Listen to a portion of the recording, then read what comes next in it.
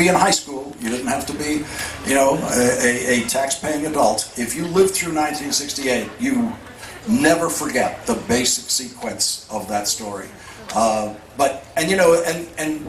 Research help is a tricky thing because researchers can give you data and maps of stuff, but they can never anticipate your writing style or your writing needs. And so literally, I mean, in the stack of research that was assembled for me before I ever sat down to write, literally Bobby Kennedy's assassination was one sentence. Martin Luther King's assassination was one sentence. And those were each chapters, you know, when I had to come to do it. And so there's writers can talk about having research help, and it only gets you so far. You have to know how you're going to tell that story yourself. Question here in the middle. I'm a Vietnam veteran. I read your book and I thought it was fantastic. I was in Vietnam all during 1968 until December, so much of this filled in the information that I was lacking. I was wondering if you would go over the impact that Allard Lowenstein had on that election. Well, this is my understanding of Allard Lowenstein is a product of my research. I'd heard a lot about him, but I'd never really sat down and read his story. He was a character who no longer exists in our politics. He was an extraordinary guy who somehow got to know everyone who mattered in democratic politics at the time, from Eleanor Roosevelt to Bobby Kennedy, and he inserted himself in situations with these people where you just, to this day I stare at it, I can't figure out how he did it. But he was the very first person who was trying to tell Bobby Kennedy, we need someone to run for president against LBJ so that we can put the Vietnam War on the ballot. And Bobby Kennedy listened to him, and he thought about it, and he wanted to do it, and he didn't want to do it, and he decided not to do it.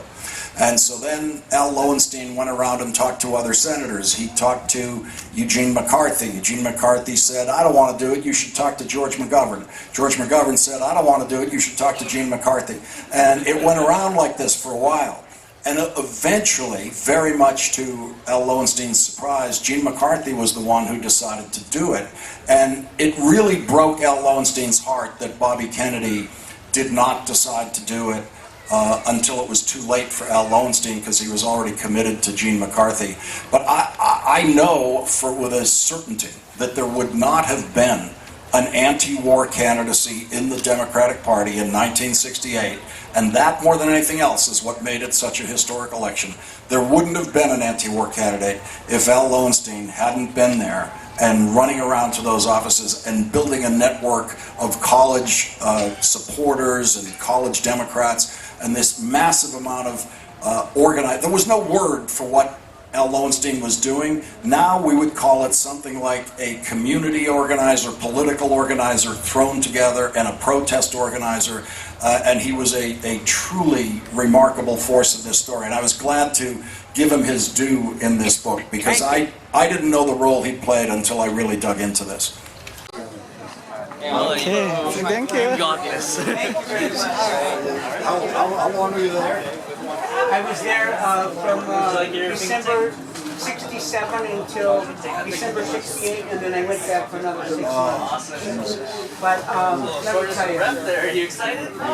You were there for the absolute worst of it. Well, yeah, but there were a lot of people have worse. But let me tell you this. I really appreciate your references to Allard Lowenstein. In your free time, I hope you read this article by him. Oh, I will. Okay? Thank you. Thank you very much. I thank you very much. And I love your work on the West Wing, especially as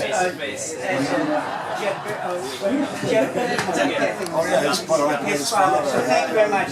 May I shake your hands? Thanks. Nice to meet you. Great job.